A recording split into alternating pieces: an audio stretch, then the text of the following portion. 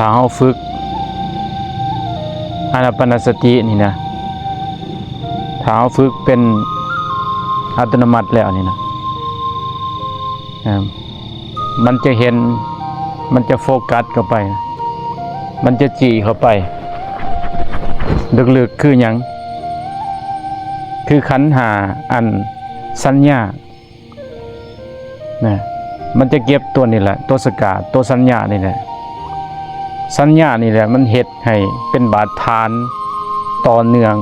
เพื่อให้เฮามีเวทนายังคือความพอใจและความบ่พอใจนะแต่ถ้าเฮาเห็นสัญญานี่เฮาบ่มาปรุงให้มันสักแต่ว่านี่นะนี่ตัวอย่างว่าเสียงจิลีดมันอันนี้นะเสียงจิกจั่นมันห้องเมื่อกี้นี่ให้เฮาฮู้ว่ามันเสียงหยังบ่ต้องฮู้ว่ามันเสียงจิลีดเสียงจักจั่นหรือว่าเฮาเห็นสิ่งต่างๆที่มันผัสสะมันกระทบหูได้ยินเสียงตาเห็นหูอันหยังต่างๆมอยมันเกิดความคิดมอยมันเกิดความปรุงแต่ง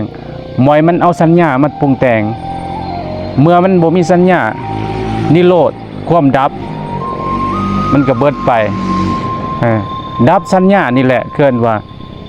ดับเป็นอสังกตะคือความบ่ปรุงแต่งบ่ให้เฮาบ่อยากบ่พอใจและพอใจความพอใจหรือความบ่พอใจนี่แหละเป็นบาดฐานให้เฮายินดีให้เฮายึดให้เฮาติดเป็นอุปทานเป็นภพเป็นศาสตร์ฉะนั้นเฮาต้องเห็นมันแรกๆคือสัญญาเด้อระวังสัญญาความจำความหมายมันจดจำเนาะวันนี้ก็วันพระวันศีลนะเฮาปฏิบัติให้หลายๆเจริญให้หลายๆภาวิตาพหูลิกตาเฮาจะฝึกอานาปานสติเป็นอัตโนมัติเฮาจังสิเห็นสัญญาเนาะอนุโมทนาสาธุ